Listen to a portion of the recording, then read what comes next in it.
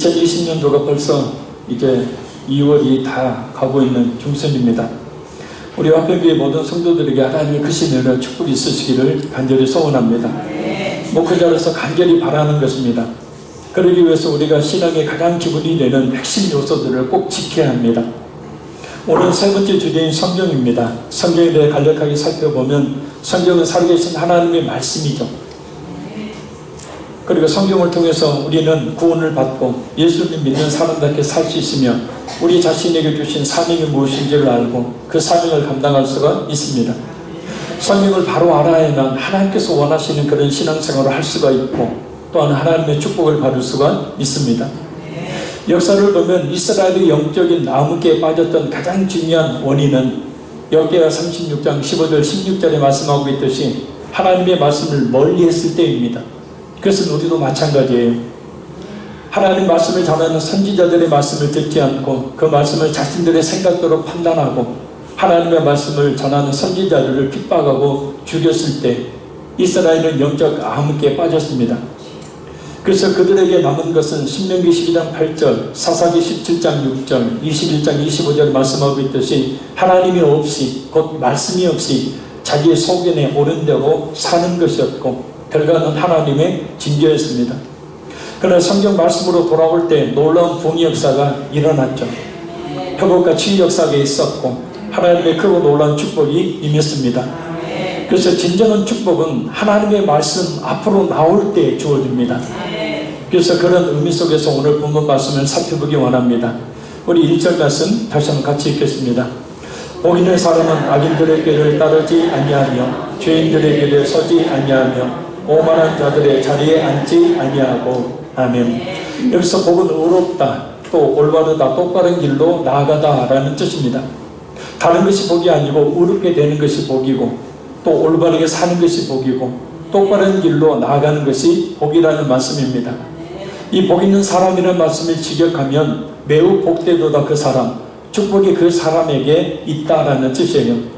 그래서 의롭게 올바르게 똑바른 길로 가는 그 사람이 복 있는 사람이고 하나님의 축복이 그런 사람에게 임하게 된다는 뜻입니다. 아무리 바라고 원한다고 기도한다고 되는 것이 아니고 하나님의 그 뜻대로 살아야 된다는 거예요. 그럼 어떤 사람이 복된 사람이고 어떤 사람에게 하나님의 축복이 임할까요? 첫째는 악인들의 길을 따르지 않는 사람에게 하나님의 축복이 있습니다. 여기서 악인이란 말은 마음이 삐뚤어지다라는 뜻이에요. 겉으로 드러나는 죄보다는 심리적인 그런 죄를 말합니다. 그러니까 삐뚤어진 자신의 생각이나 욕심으로 살아가는 사람, 그리고 따르지 않는다는 말은 그 생각을 쫓지 않는다라는 뜻이에요. 자신의 마음이 삐뚤어져 있다는 것을 모른 채 하나님의 말씀대로 사는 것이 아니라 삐뚤어진 자신의 생각과 욕심을 옳은 것으로 알고 사는 그런 사람들의 생각을 따르지 않는 사람이 하나님의 복을 받을 수 있다는 말씀입니다. 우리 주위에는 이런 사람들이 많이 있습니다. 삐뚤어진 자신의 생각을 옳은 것으로 알고 그 생각대로 살아가는 사람, 삐뚤어진 자신의 욕심을 채우기 위해서 살아가는 사람들 말입니다. 그래서 자신의 생각이 잘못되어 있다는 것을 모르고 살아가죠. 자신의 욕심이 지나치다는 것을 모르고 살아갑니다. 그러니 우리 자신 역시 하나님의 말씀이 아닌 우리 자신의 삐뚤어진 생각이나 욕심을 채우기 위해 살아가고 있지는 않은지를 살펴야 합니다. 만약 그렇다면 자신의 생각을 하나님의 말씀에 따라 바꾸고 자신의 그릇된 욕심을 성경 말씀에 따라 따른 그런 원리로 살도록 바꿔야 합니다. 그런 사람들을 분별해서 따르지 말아야 한다는 거예요. 그래야 하나님의 축복을 받을 수가 있다는 말씀입니다. 둘째는 죄인들의 길에 서지 않는 사람에게 하나님의 축복이 임합니다. 여기서 죄인은 관역을 빗나가다 길을 잘못 들어서 엇길로 빠진 자라는 뜻입니다. 행동적인 죄를 말합니다. 하나님의 말씀대로 살지 못하는 사람들을 이야기하죠. 두 가지 의미가 있습니다. 첫째는 말씀에 못 미치는 것을 말합니다. 그러니까 하나님의 말씀을 바로 깨달아 알지 못한 채 사는 사람을 말해요. 그러니까 하나님의 말씀이 없는 사람, 정죄하는 것이 아니라 성경을 읽지 않고 하나님의 말씀대로 살려고 하지 않을 때 우리는 죄인의 삶을 살게 된다는 거예요. 그것이 아무리 자신이 옳다고 여기는 생각이라고 하더라도 말입니다. 둘째는 말씀이 넘침을 말합니다. 하나님의 말씀을 알기는 아는데 자신의 뜻대로 그 말씀을 해석 적용하는 사람들을 이야기합니다. 그리고 서지 아니하며 라는 말씀은 그 자리에 동참하지 않는다라는 뜻이에요. 그러니까 하나님의 말씀대로 살지 않는 사람과 그런 사람들과 어울리지 말라는 뜻이에요. 따라서 우리는 우리의 생각이 아닌 성경대로 살아야 합니다. 늘 하나님께서 원하시는 삶, 곧 하나님의 뜻이라는 그 관역을 맞추는 삶을 살아야 합니다. 왜냐하면 바로 이런 사람에게 하나님의 복이 임하기 때문입니다. 그런 사람이 하나님의 축복을 받을 수 있기 때문입니다. 첫째는 오만한 자들의 자리에 앉지 않는 사람에게 하나님의 축복이 있습니다.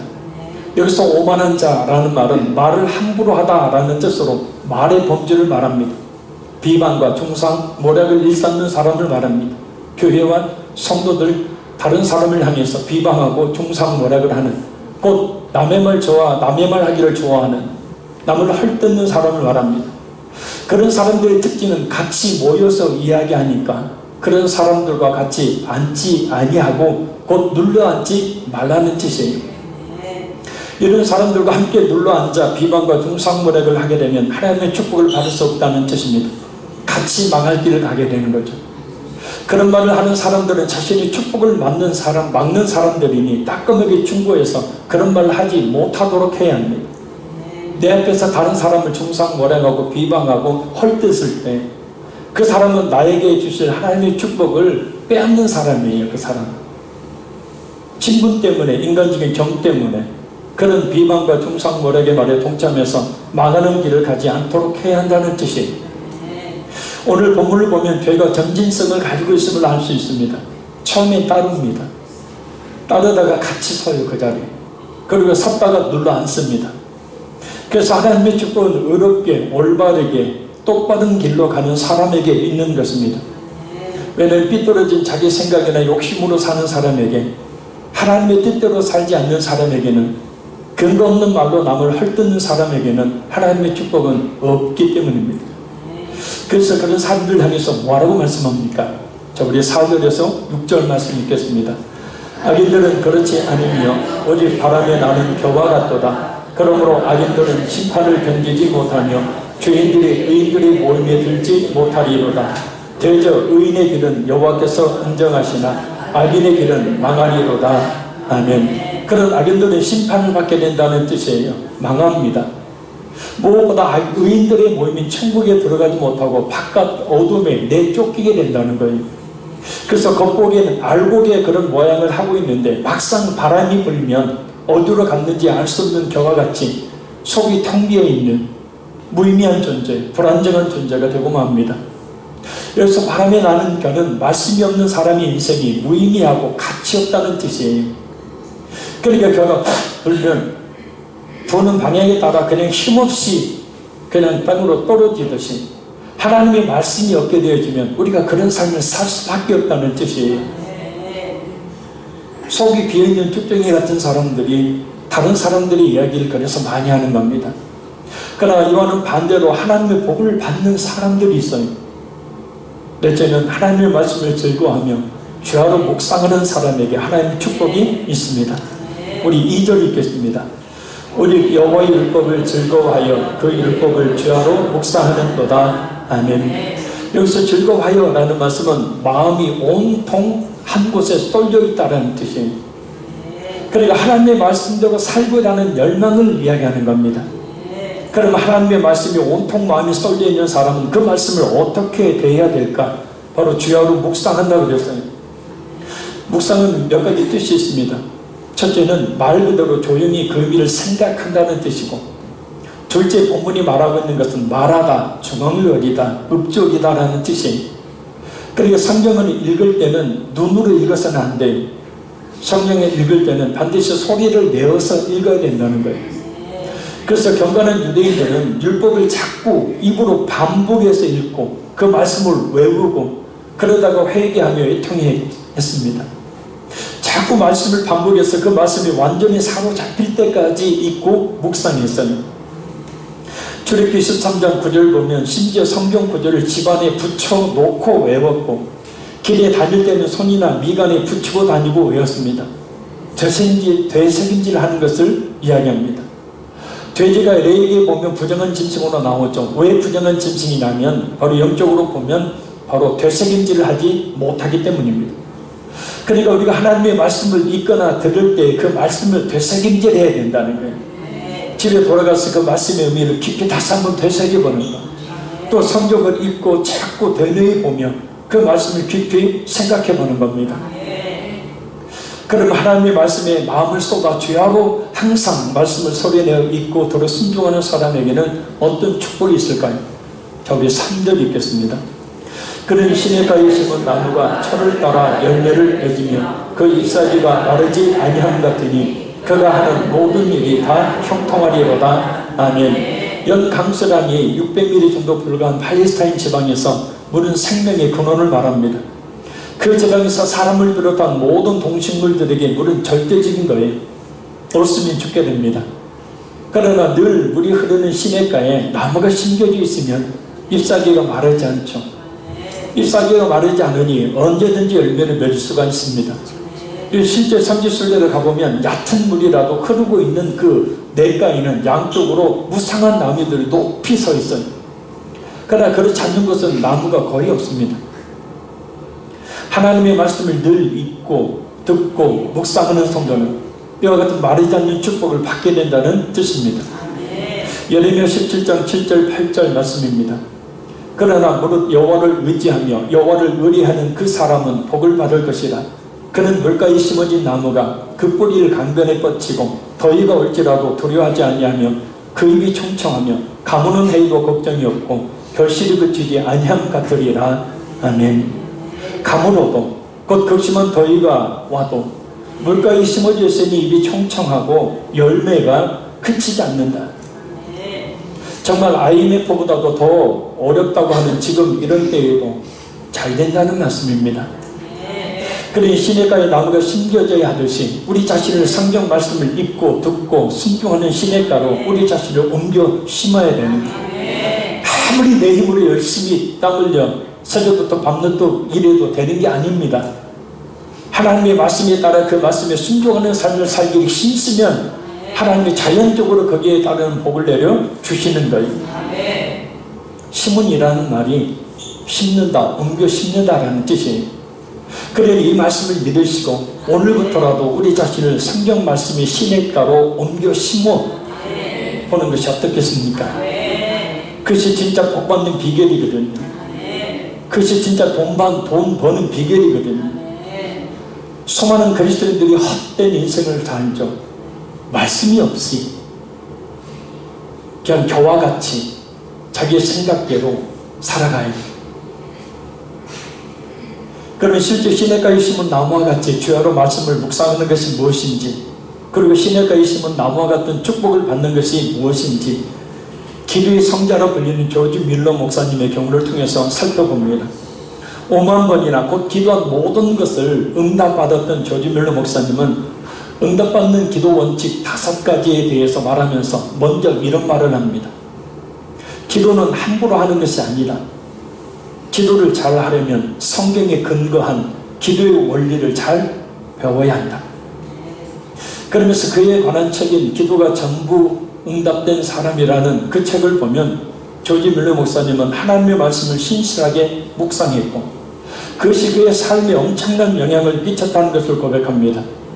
조지 밀러 목사님은 성경을 읽는 것과 관련해서 다음과 같은 말을 합니다. 좀 길지만 제가 그 책을 그대로 읽어봅니다. 나는 수많은 젊은 그리스도인과 마찬가지로 성경보다 종교서적을 더 선호하는 깊은 함정에 빠진 적이 있었습니다. 나는 그리스도인이 되고 난 후 이전에 나의 감성적인 욕구를 충족시키기 위해 읽었던 프랑스 소설이나 독일 소설을 손에서 놓았습니다. 하지만 그렇다고 해서 모든 책 중에 가장 좋은 책인 하나님의 말씀을 읽은 것은 아니었습니다. 대신에 나는 전도책자나 선교보고서, 설교문, 그리고 경건한 신앙인들의 전기를 읽었습니다. 물론 그런 책들은 다른 책들에 비해서 유익했습니다. 하지만 그런 책들을 잘 선별해서 읽었거나 지나치게 많이 읽지 않았거나 그런 책들을 통해 하나님의 말씀을 더 간절히 사모하게 되었다면 훨씬 더 큰 유익을 얻었을 것입니다. 나는 인생의 많은 시기를 보내는 동안 하나님의 말씀을 규칙적으로 읽은 적이 단 한순간도 없습니다. 혹시 우리 중에 성경을 지금까지 한 번도 제대로 읽지 못했다, 따라합니다. 회개해야 한다. 물론 초등학교 다닐 때 학교에서 가끔 성경을 읽은 적이 있었습니다. 그러나 그 위에 하나님의 귀한 말씀을 내 삶 바깥에 완전히 제쳐두었습니다. 하나님께서 기뻐하시는 뜻에 따라 내 마음속에서 은혜의 역사를 시작하실 때까지 내가 기억하는 한 나는 성경을 한 장도 제대로 읽은 적이 없었습니다. 나는 성령께서 당신들의 정도를 도구로 사용하여 기록한 책, 내가 반드시 알아야 될 것들이 담긴 책, 나를 진정한 행복으로 인도해 줄 그 귀한 책에 대해 무지했습니다. 나는 내 자신이 성경에 대해 무지하다는 것을 누구보다 잘 알고 있었습니다. 하지만 그 사실을 잘 알면서도 기도하며 말씀을 읽으면 지식과 더불어 기쁨도 커지는데도 성경을 이해하기가 어렵다는 이유와 성경을 읽어도 별 재미가 없다는 이유로 성경 묵상하기를 게을리했습니다. 그래서 대부분의 신자들과 마찬가지로 경건한 생활을 시작한 지 총 4년 동안에는 살아계신 하나님의 계시의 말씀보다 영감을 받지 못한 인간들의 저작들을 더 좋아했습니다. 그 결과 나는 지식적인 면에서나 은혜 면에서 걸음마 수준을 벗어나지 못했습니다. 참된 지식은 오직 성령을 통해 말씀으로부터 얻을 수 있습니다. 나는 하나님의 말씀이 무지했으므로 우리의 거룩한 신앙의 기본적인 요점조차 깨닫지 못한 채 거의 4년을 지냈으며 이런 무지의 발목이 묶인 채 슬프게도 하나님의 길로 나아가 견고히 걸을 수 없었습니다. 왜냐하면 세상에 있는 모든 육신의 정욕과 암물의 정욕과 이생의 자랑에 속박당한 우리를 해방시키고 진정한 자유를 주는 것은 하나님의 말씀이기 때문입니다. 하나님의 말씀이 그 사실을 입증하고 있고 거룩한 성도들의 삶이 그것을 입증하고 있고 결정적으로 나 자신의 체험 또한 그것을 입증하고 있습니다. 그러나 1892년에 하나님께서 그 기쁘신 뜻대로 나를 성경으로 이끄셨을 때 내 삶은 물론 나의 길이 바뀌었습니다. 물론 그 이후에도 여전히 부족했지만 하나님의 은혜로 그전보다 하나님께 더욱 가까이 갈 수 있었습니다. 만일 당신이 성경보다 다른 책들을 더 좋아한다면, 하나님의 말씀보다 인간이 쓴 저작들을 읽으며 더 즐거워한다면 내가 겪은 오리를 통해 배우기를 바라는 마음이 간절합니다. 나는 하나님의 백성들이 더 이상 성경 묵상하기를 게을리 하지 않으며 이제부터라도 인간의 저작보다 하나님의 말씀을 더 좋아하게 되기를 간절히 바랍니다. 요즘 그리스도인 독자들을 겨냥한 책과 출판물들이 날로 증가하고 있습니다. 솔직히 그런 현상이 못마땅합니다. 그러나 그런 내가 지금 그리스도인 독자들을 위해 또 한 권의 책을 쓰고 있는 까닭은 내 실수와 오리를 통해 믿음의 형제들에게 유익 있게 줄 수 있는 유일한 길이 책을 쓰는 것이라고 확신했기 때문입니다. 그런 확신이 없었다면 애당초 이 책을 쓰지 않았을 것입니다.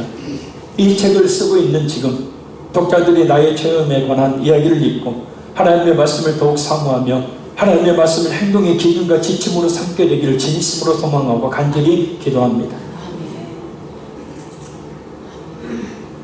그래서 조지 뮬러 목사님은 성경을 평생 350도 이상을 했대요. 100번은 무릎을 꿇고 읽었다고 합니다. 그러니 성경대로 기도할 수 있어서 5만 번이나 곧 모든 기도를 응답받을 수 있었고 무엇보다 하나님의 뜻대로 살 수가 있었던 거예요. 요즘에 성경을 알도록 해주는 성경 공부 프로그램들이 많습니다. 또 신학교에 가면 성경을 알려주는 줄 알고 신학교도 가기도 합니다. 그러나 신학교에 가면 성경을 알려주는 것이 아니에요. 아무리 그런 프로그램에 참여해서 공부한다고 해도 자신이 직접 성경을 읽지 않으면 그 지식은 결국 자신을 메마른 구약의 유대인들과 같은 성경을 해박하게 알고 있을 때 실행에 옮기지 못하는 어리석은 바리새인들과 사두개인들이 되고 말 것이기 때문입니다. 그럼 실질적으로 조지 뮬러 목사님의 삶을 인도한 성경 구절들을 살펴봅니다. 그 조지 뮬러 목사님은 늘 성경을 읽고 묵상함과 아울러서 어떤 일이 있을 때마다 성경 구절들을 붙들었다는 거예요. 붙들었다는 것은 어떤 상황에 대한 하나님의 응답의 확신이 들 때까지 몇 시간이고 그 성경 한 구절을 묵상하면서 확신이 올 때까지 그 말씀을 외우며 기도했다는 거예요. 기억해야 합니다.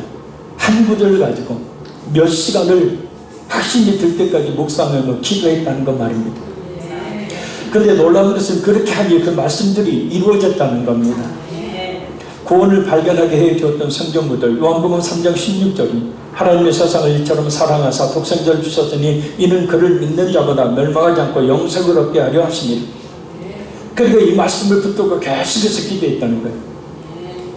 마음에 그 구원의 확신이 들 때까지 기도했다는 거예요. 고아원을 세운 데 기도의 기초와 큰 힘이 된 구절 시편 81편 10절 내 입을 크게 열라 내가 채우리라. 내 입을 크게 열라 내가 채우리라. 이 말씀을 마음에 확신이 올 때까지 계속해서 붙들고 기도했다는 겁니다.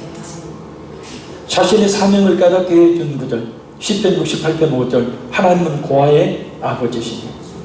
그래서 유명한 여러분들이 잘 알고 있는 예화가 있지 않습니까? 300명이 넘는 아이들이 굶고 있습니다. 고아 안에. 보모가 찾아왔습니다. 목사님 아이들 먹을 빵이 없어요. 기다리세요. 하나님께 기도하겠습니다. 15분 후에 다시 찾아옵니다. 목사님 지금까지도 빵이 없어요. 아이들 굶기면 어떻게 해요? 기다렸어요. 하나님이 주실 겁니다. 다시 15분 때 또 옵니다. 조지물로 목사님 이야기합니다. 식탁에 상을 차리세요. 접시와 포크를 갖다 놓으세요. 또 찾아옵니다. 빵이 없어요. 기다렸어요. 하나님이 주십니다. 왜냐하면 하나님은 고아의 아버지시기 때문입니다. 그래야 큰 트럭 2대가 빵을 싣고 아이들이 먹을 빵과 음료를 싣고 고아 안에 온 겁니다. 여러분 우리가 가지고 있는 성경은요 그냥 책이 아니에요. 아멘? 이 성경 말씀을 우리가 읽고 이 말씀을 붙들고 기도할 때 우리는 그 말씀에 사로잡히게 되어지고 그 말씀이 이루어지는 놀라운 은혜를 우리가 경험하게 되는 겁니다. 우리가 성공하기를 바라고 물질의 복을 바라고 건강하기를 바라고 자녀들이 잘 되기를 바라고 우리 자신이 잘 되기를 바라는 여러 가지 소원들이 있습니다. 그래서 열심히 노력합니다. 그러나 그 노력 이전에 우리가 먼저 해야 될 것은 곧 하나님의 말씀을 붙들고 기도하는 거예요. 그것이 우선되었을 때에 바로 하나님이 비로소 주시는 그 축복을 받을 수가 있게 되는 겁니다. 빚을 지지 않게 했던 구절 로마서 13장 8절 피차 사랑의 빚 외에는 아무에게든지 아무 빚도 지지 말라. 그러니까 이 말씀을 붙들고 하나님 지금 빚을 얻어야 될 상황인데 하나님 어떻게 해야 됩니까? 분명히 하나님께서는 로마서 13장 8절에 피차 사랑의 빚 외에는 아무에게도 빚을 지지 말라고 말씀하셨는데 하나님 저는 빚을 하나님 말씀에 순종해서 빚을 지지 않게 원합니다. 그래서 빚을 한 번도 지지 않았다는 거예요. 고아원을 운영하려면 얼마나 돈이 많이 들어가겠어요. 어려운 일에 성령을 의지하게 했던 구절 스가랴 4장 6절 여호와께서 말씀하시되 이는 힘으로 되지 아니하며 능력으로 되지 아니하고 오직 나의 영으로 되느니라. 그래서 그 순간순간 성령을 의지했다는 말씀을 붙들고 그때 모든 어려움들 이겨낼 수가 있었다는 겁니다.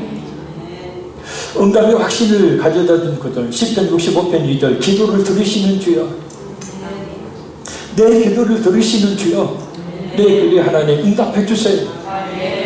그래서 그 말씀을 붙들고 말씀에 대한 확신, 응답에 대한 확신이 올 때까지 계속해서 기도했다는 거예요. 그러니 그 말씀이 이루어져서 응답으로 그대로 왔다는 겁니다. 계속해서 하나님의 말씀을 붙들고 한 구절들이 그 책에 계속 기록되어 있어요. 하루의 고민을 하나님께 맡기게 한 구절 마태복음 6장 34절 한날의 괴로움은 그날로 족하니라. 모든 근심 걱정을 하나님께 다 맡긴다는 거예요. 말씀을 의지해서 하나님이 걱정하지 말라고 했으니까 염려하지 말라고 했으니까 하나님 저는 내일을 걱정하고 염려하지 않습니다. 구제에 전념하게 해준 구절 누가복음 10장 33절 너희 소유를 팔아 구제하여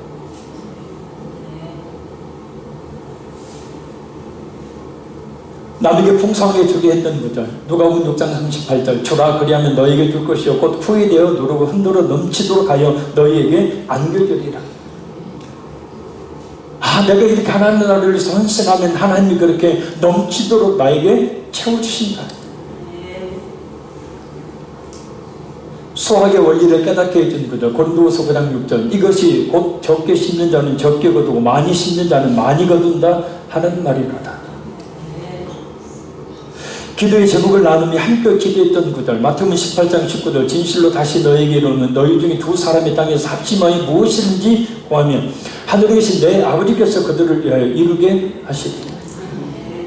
만나서 쓸데없이 남을 헐뜯는 이야기를 할 것이 아니라 바로 기도의 제목을 나누고 그 같이 기도하는 시간을 삼아야 돼.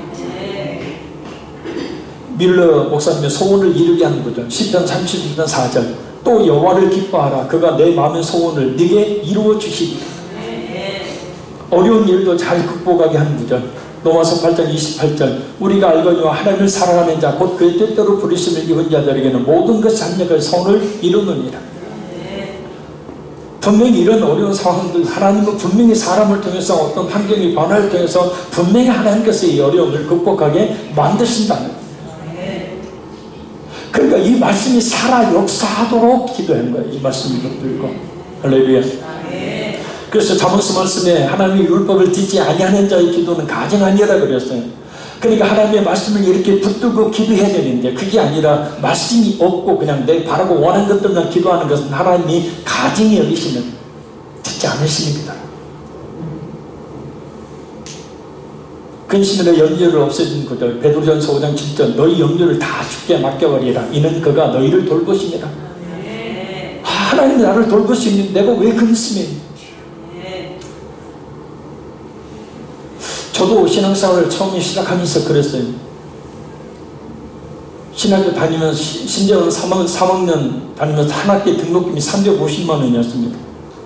2000년도에. 엄청 비싸죠. 그리고 6년 동안 한 번도 안 냈어요. 등록금을. 하나님이 그때마다 다 주셔. 지금 이 말을 하면서 참 부끄러워요. 지금은 그러지 못하고 있는 것 같아요. 말씀을 붙들고 기도하는 게 아닌 것 같아요. 성경을 사랑하지 못하고 있는 것 같아요. 그냥 내 생각이 앞서는 것 같고 내 노력이 앞서는 것 같아요. 근데 우리가 참된 그리스도를 믿는 그런 신앙이라면 우리에게 있어서 창세기부터 요한계시록까지 주신 이 말씀들을 붙들고 그 말씀에 대한 확신이, 그 말씀이 이루어질 것에 대한 확신이 들 때까지 그 말씀 붙들고 기도하고, 모든 것을 다 얻을 수 있게 한 구절, 로마서 8장 32절, 자기 아들을 아끼지 아니하시고 우리 모든 사람을 위하여 내주신 이가 어찌 그 아들과 함께 모든 것을 우리에게 주시지 아니하겠느냐.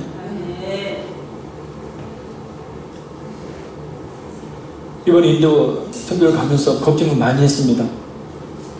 노트북 50만 원짜리 사가야죠. 또 목회자들 먹여야죠. 아이들 선물 줘야죠. 제가 뭐 개인적으로 쓰는 것은 고상하고 걱정을 많이 했는데 하나님께 기도했죠. 근데 많은 성도들을 헌신해 주셨어요. 인내의 능력을 일으켜준 구절, 갈라디아서 6장 9절, 우리가 선을 행하되 낙심하지 말지니 포기하지 아니하면 때가 이르매 거두리라. 하나님만 유일한 도움으로 삼게 한 구절, 역대하 20장 12절, 우리가 대적할 능력이 없고 어떻게 할 줄도 알지 못하고 오직 주만 바라보나이다. 그러니까 성경에는 이렇게 하나님께서 이루어주시길 원하시는 하나님의 말씀들이 있고, 그 말씀들이 실제로 우리의 삶 가운데 이루어질 때에 우리는 비로소 참된 그리스도의 모습을 가지고 살아갈 수 있으니 우리가 말씀을 붙들고 기도해야 됩니다. 근데 말씀을 붙들고 기도해야 되는데 뭔 말씀을 붙들어야 되고, 성경을 안 읽으니까 몰라요.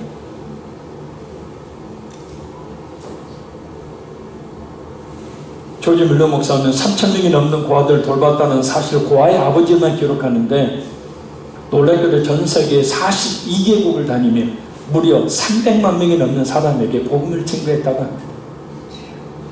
5만 번이라는 응답을 받을 수 있었던 원동력은 바로 말씀에 있었던 것이, 기도에 있었던 것이 아니에요. 기도의 성결한 기도를 많이 해서 붙여진 호칭이 아닙니다. 그 말씀을 붙들고, 그래서 기도하는 것마다 응답받았기에 붙여진 호칭이에요. 그래서 그 말씀을 붙들고 그 말씀이 이루어질 때까지, 이루어질 것에 대한 확신이 들 때까지 기도해야 합니다. 그것이 축복의 비결이고, 그것이 쉬운 말로 성공하게 하는 길이고 돈을 버는 길이에요. 결론적으로 말씀드립니다. 성경을 사랑해야 합니다. 그래서 많이 읽고 더러 순종해야 합니다. 조지 뮬러 목사님처럼 무엇보다 말씀을 붙들고 그 말씀이 이루어지는 확신이 생길 때까지 기도해야 합니다. 그러면 말씀이 이루어지는 진정 놀라운 은혜와 축복을 받게 됩니다.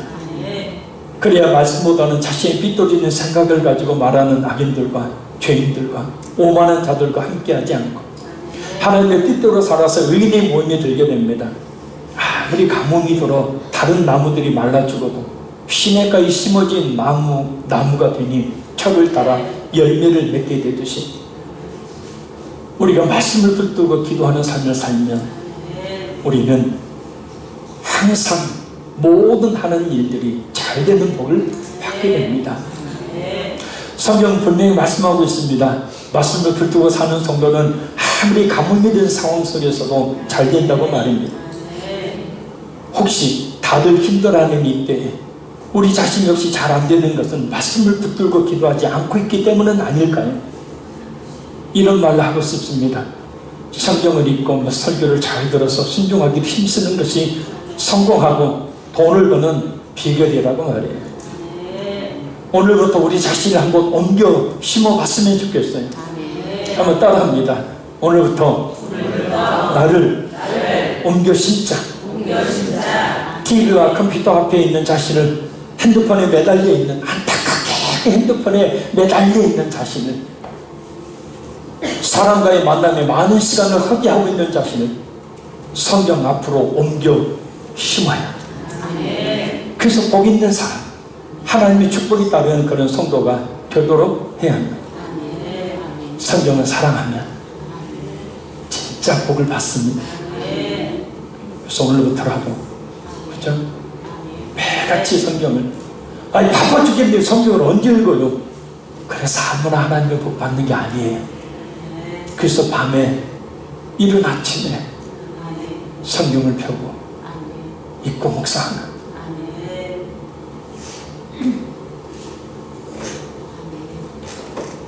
하나님이 이 시간 말씀하셨어요. 성경을 사랑하라. 읽고 그 말씀을 붙들고 기도하면 하나님이 이루어 주신다. 그래야 진정한 복을 받는다. 기도하겠습니다.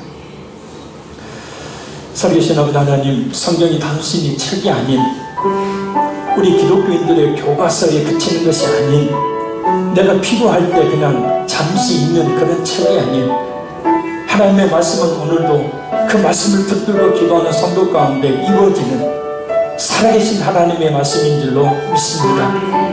우리 삐뚤어지는 생각과 우리의 잘못된 욕심들을 버리고 악인들과 죄인들과 오만한 자들과 함께 하지 아니하고 우리 하나님의 말씀을 주야로 읽고 묵상하며 그 말씀에 순종하는 삶을 살게 도와주시길 간절히 원합니다.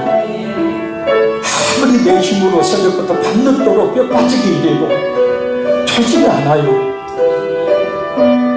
여러분의 힘들고 어려운 문제 앞에 좌절하고 절망하고 원망하고 불평을 늘어놓고 힘만 더 들 뿐입니다. 시냇가에 심어진 나무가 철을 따라 열매를 맺듯이 우리가 하는 모든 일들이 형통하도록 하나님의 말씀을 붙들고 기도하는 그 말씀에 순종하는 우리 모든 한편의 성도들에게 도와주시길 간절히 원합니다. 주여 다시 한번 강하게 이 시간 결단하여서 그것이 진정 하나님 앞에서 성공하고 축복을 받는 비결임을 믿고 우리 자신을 TV와 컴퓨터 앞에서 핸드폰의 앞에서 사람들과의 만남 속에서 성경 앞으로 옮겨 심는 역사가 있게 하시고 그래서 복이 주어진 그 사람, 하나님의 복을 받는 그 성도가 되게 도와주시길 간절히 원합니다. 우리 앞에 있는 모든 성도들이 말씀을 붙들고 기도하여 그 말씀이 이루어짐으로 성공하고 축복받고 하나님의 은혜를 받는 역사들이 있게 도우시기를 간절히 원합니다. 성령님, 우리 의지와 결심이 약합니다. 우리에게 강한 의지를 허락하시고 오직 그 말씀이 붙들려 있는 저희들에게 도와주셔서 하나님이 모든 하는 일을 형통케 하시는 복을 내주시는 은혜의 뜻으로 주여 함께하여 주옵소서. 있어갖고 예수님 이름으로 기도합나이다. 아멘.